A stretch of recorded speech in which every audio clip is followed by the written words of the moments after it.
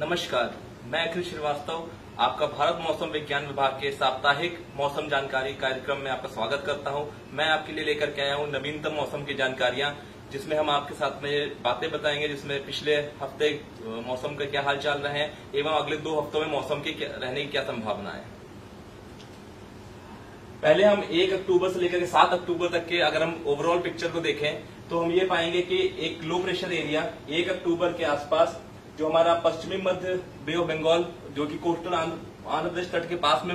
Form हुआ था, वो अपने स्थान पर आगे पीछे हिल रहा था और उसी के कारण में कोस्टल एरियाज में काफी अच्छी मात्रा में हमको बारिश मिली थी। इसके अलावा अगर हम देखें तो एक ट्रफ जो है वो हमारा वेस्ट बंगाल से लेकर के साउथ तमिलनाडु तक अक्रॉस उड़ीसा कोस्टल आंध्र प्रदेश एक ट्रफ हमको मिला हुआ था। इसके अतिरिक्त हमारे पास एक साइक्लोनिक सर्कुलेशन था जो कि हमारे पास महाराष्ट्र तट के पास में फॉर्म हुआ था, जिसकी वजह से हमें पश्चिमी तट पर भी बारिश का प्राप्ति हुई थी।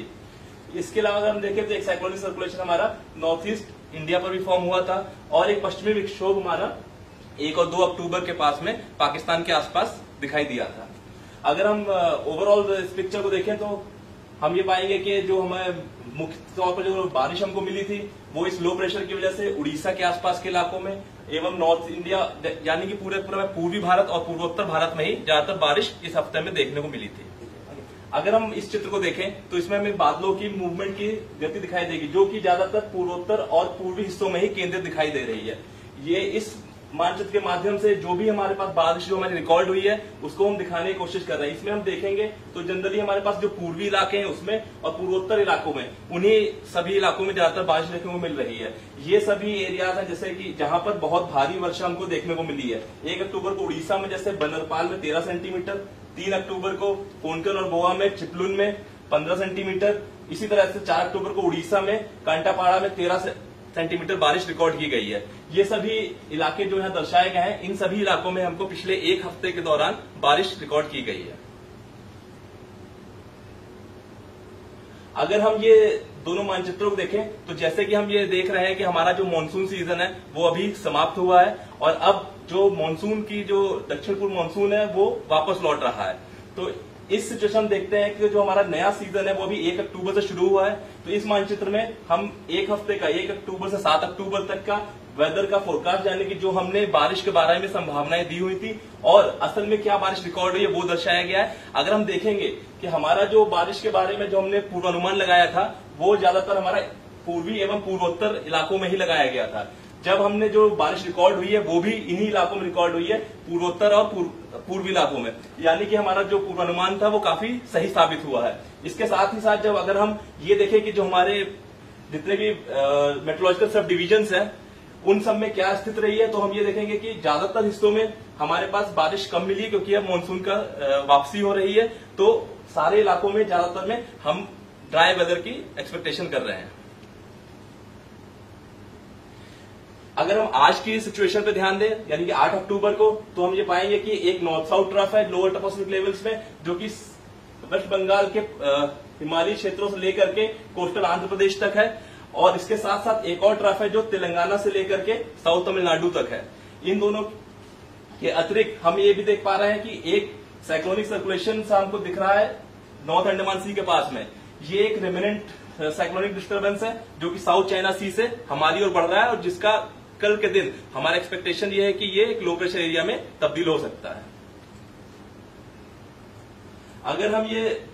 पहले हफ्ते के बारे में बात करें तो जो ये चित्र मेरे दाईं ओर है इसमें हमारा जो IMD GFS का फोरकास्ट मॉडल है उसका फोरकास्ट दिया हुआ है। इसमें हम देख पा रहे हैं कि एक लो प्रेशर एरिया यहाँ पर फॉर्म हो रहा है नॉर्थ अंडमान सी में और जो कि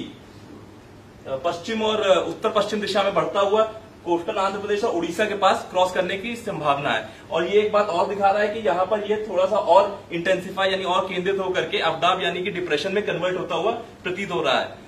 इसके साथ साथ अगर हम लोअर लेवल्स पर विंड की बात करें तो वहां पर भी हमको सर्कुलेशन यहाँ पर दिखाई दे रहा है जो कि इस बात की पुष्टि कर रहे हैं कि कल हमको एक लो प्रेशर एरिया के फॉर्म होने की बहुत संभावना है। इसके अतिरिक्त ये जो लो प्रेशर एरिया है ये बहुत अच्छी बारिश उड़ीसा एवं उसके आसपास के इलाकों में दे सकता है। इसके अतिरिक्त एक और साइक्लोनिक डिस्टर्बेंस है जो कि नॉर्थ अंडमान सी में 14 तारीख के अराउंड फॉर्म हो सकता है। अगर हम अगले 5 दिनों के मौसम की चेतावनियों के बारे में बात करें तो हम ये देखेंगे कि जो हमारा लो प्रेशर एरिया जिसकी हम बात कर रहे थे अभी, जो कि अभी नॉर्थ अंडमान सी में कल फॉर्म होने के चांसेस हैं, उसकी वजह से अंडमान निकोबार आइलैंड्स पर 8 और 9 तारीख को भारी वर्षा तथा 10 और 12 तारीख के बीच में बहुत भारी वर्षा होने की संभावना है। इसके साथ साथ आंध्र प्रदेश के जो तटीय इलाके हैं वहां पर कुछ इलाकों में बहुत ही भारी वर्षा होने की संभावना है 10 और 11 तारीख को। इसके साथ साथ उड़ीसा में भी कुछ इलाकों में बहुत भारी वर्षा होने की संभावना है 11 और 12 तारीख को। इसके साथ साथ हमें ये भी देखना पड़ेगा कि जो स्क्वाली विंड्स हैं और जो सी की जो कंडीशन है वो बहुत ही रफ रह सकती है। जनरली की ये आपका अंडमान सी के आसपास के इलाकों में, नॉर्थ कोस्टल उड़ीसा के आसपास और जो आपका उड़ीसा के जो तटीय इलाके हैं उन सब एरियाज में, तो इन सब एरियाज में विंड की स्पीड बहुत ज्यादा हो सकती है। अंडमान आइलैंड्स में विंड की स्पीड 40 से 50 किलोमीटर तक हो सकती है। तो इन सभी एरियाज में फिशरमैन यानी कि जो हमारे मछुआरे भाई हैं उनको हमेशा ध्यान रखना पड़ेगा कि इन एरिया को अवॉइड करें, क्योंकि ये इस समय थोड़े खतरनाक साबित हो सकते हैं। अगर हम आईएमडी का ईआरएफ जो कि एक्सटेंडेड रेंज फोरकास्ट मॉडल है इसकी बात करें तो ये जो हमें पिक्चर दिखा रहा है ये 850 एचपीए की विंड्स के बारे दर्शा रहा है। तो ये पहला पिक्चर है वो हमें 9 अक्टूबर से 15 अक्टूबर के बीच की विंड दिखा रहा है, और जो दूसरी पिक्चर है 16 अक्टूबर से 22 अक्टूबर के बीच की विंड दिखा रहा है। इसमें भी हम अगर देखते हैं तो ये हमको एक सर्कुलेशन सा फॉर्म होता हुआ दिखाई दे रहा है उड़ीसा के आसपास, और दूसरे एरिया में भी यही दिखा रहा है, जो कि हमारा जो संभावना है कि एक लो प्रेशर एरिया हमारा कल फॉर्म होगा और एक 14 तारीख के आसपास फॉर्म होगा, उन दोनों की और थोड़ा इशारा कर रहा है। अगर हम एक्सटेंडेड रेंज फोरकास्ट में ही बारिश के बारे में बात करें तो ये जो ऊपर के 2 चित्र हैं ये हमें रेनफॉल दिखा रहे हैं कि पूरे भारत में हम अगले 2 हफ्तों में कैसी बारिश की उम्मीद कर सकते हैं। तो जो पहला चित्र है वो 9 अक्टूबर से 15 अक्टूबर के बीच में, और दूसरा चित्र 16 अक्टूबर से 22 अक्टूबर के बीच में होने वाली बारिश को प्रदर्शित कर रहा है। इन दोनों चित्रों में अगर हम देखेंगे तो हमारी जो ज्यादातर बारिश है उसकी संभावना हमारा मध्य भारत और जो प्रायद्वीप इलाके हैं उसमें पूर्वी और पूर्वोत्तर इलाकों में होने की ज्यादा संभावना है, जबकि जो हमारा नॉर्थ वेस्ट इंडिया है यानी कि जो उत्तर पश्चिम एरिया है उसमें थोड़ा सा बारिश कम रहने की संभावना है। सेम यही अगर हम नीचे देखेंगे जो कि हमको विसंगति यानी कि एनोमली दिखाता है रेनफॉल के साथ में, उसमें हम ये पाएंगे कि जो हमारा ज्यादातर एनोमली है वो पहले हफ्ते में नॉर्थ वेस्ट इंडिया में कम रहने वाली है, और दूसरे हफ्ते में जो हमारा प्रायद्वीप का जो दक्षिणी हिस्सा है उसमें बारिश बहुत ही कम होने वाली है नॉर्मल की अपेक्षा। अगर हम ओवरऑल फोरकास्ट समरी के बारे में बात करें तो 9 से 15 अक्टूबर के बीच में तो हम ये पाएंगे कि एक लो प्रेशर एरिया है जिसका हम एक्सपेक्ट कर रहे हैं कि ये कल आपका मध्य पूर्वी बंगाली खाड़ी में कल फॉर्म हो सकता है, जो कि और ज्यादा केंद्रित होकर के पश्चिम और उत्तर पश्चिम दिशा में मूव करता हुआ एक अवदाब में परिवर्तित होकर के उड़ीसा और आंध्र प्रदेश के तट को पार करने की संभावना है।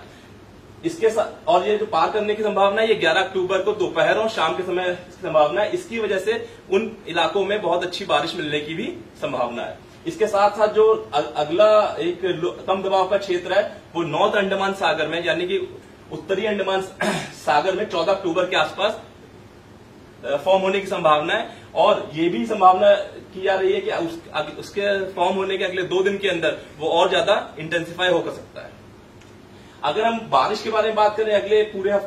पूरे हफ्ते के बारे में तो हम ये देख सकते हैं कि जो हमारा मेजर पार्ट है भारत का, पूरे देश का, उसमें ज्यादातर इलाकों में हमें सामान्य से अधिक वर्षा मिल सकती है, जबकि नॉर्थ ईस्ट इंडिया जो हमारा यानी कि पूर्वोत्तर इलाके हैं, हमारा पश्चिमी हिमालय जो रीजन है वो वहां पर हमें नॉर्मल से थोड़ी कम बारिश मिलने की संभावना है। इसके साथ साथ इस हफ्ते में हमें जो रात के टेम्परेचर है यानी जो मिनिमम टेम्परेचर है उसमें भी गिरावट होने की संभावना है, और वो बिलो नॉर्मल रहने एक हफ्ते में बिलो नॉर्मल रहने की संभावना है। अगर हम फोरकास्ट समरी देखें अगले हफ्ते की यानी कि 16 से 22 अक्टूबर के बीच की तो हम ये पाएंगे कि जो हमारा लो प्रेशर सिस्टम है जो नॉर्थ और एडजॉइनिंग ईस्ट सेंट्रल यानी कि हमारा मध्य पूर्व अरेबियन सी में फॉर्म होने की संभावना है जब हफ्ता स्टार्ट होगा यानी कि 16 तारीख के आसपास। इसके अतिरिक्त जो हमारा जो विड्रॉल लाइन है यानी कि जब हम मानसून सीजन की समाप्ति की ओर जाते हैं तो हम मानसून की वापसी की गति भी देखते हैं और उसकी सीमा भी देखते हैं कहां तक है। लेकिन क्योंकि जैसे हम देख पा रहे हैं कि हमारे समुद्री इलाकों में लगातार लो प्रेशर एरिया यानी कम दबाव के क्षेत्र एक के बाद एक फॉर्म होते चले जा रहे हैं, इसके कारण 22 अक्टूबर तक जो भी ये मानसून वापसी की जो सीमा है उसमें परिवर्तन होने की संभावनाएं बहुत ही कम है। इसके अतिरिक्त अगर हम देखें तो पूरे ओवरऑल भारत में दूसरे हफ्ते में सिर्फ प्रायद्वीप के जो दक्षिण इलाके हैं उनको छोड़ करके ओवरऑल पूरे भारतवर्ष में हमें नॉर्मल से अधिक बारिश मिलने की संभावना है। इसके अलावा जैसे हमने बताया कि पहले हफ्ते में जो हमारा मिनिमम टेम्परेचर था वो कम होने की संभावना है, पर दूसरे हफ्ते में ये मिनिमम टेम्परेचर जो है यानी रात का जो तापमान होता है इसमें बढ़ोतरी की संभावना है और इसका अबव नॉर्मल रहने की संभावना है जनरली नॉर्थ वेस्ट इंडिया के ऊपर। अगर हम इसके साथ साथ एक और बात करें कि अभी हमारा ऐसे मानसून का सीजन यानी दक्षिण पूर्व मानसून का सीजन समाप्त हो रहा है और अब जो अक्टूबर का माह है ये बहुत ही अनुकूल माह होता है जनरली चक्रवात के उत्पत्ति के लिए। तो जो भी चक्रवात से रिलेटेड आपको परामर्श भारत मौसम विज्ञान विभाग की तरफ से जारी किए जाते हैं उनका विशेष संदर्भ लेते हुए सभी सुरक्षा के उपाय आप लोग को फॉलो करने चाहिए। ये सभी की सेफ्टी के लिए बहुत आवश्यक है। इसके अलावा आपको कोई भी अपडेटेड इन्फॉर्मेशन चाहिए तो एक सटीक पूर्वानुमान एवं अपडेटेड जानकारी के लिए ये जितने भी हमारी वेबसाइट्स हैं उसको एक्सेस करके आप अपडेटेड इन्फॉर्मेशन प्राप्त कर सकते हैं। धन्यवाद।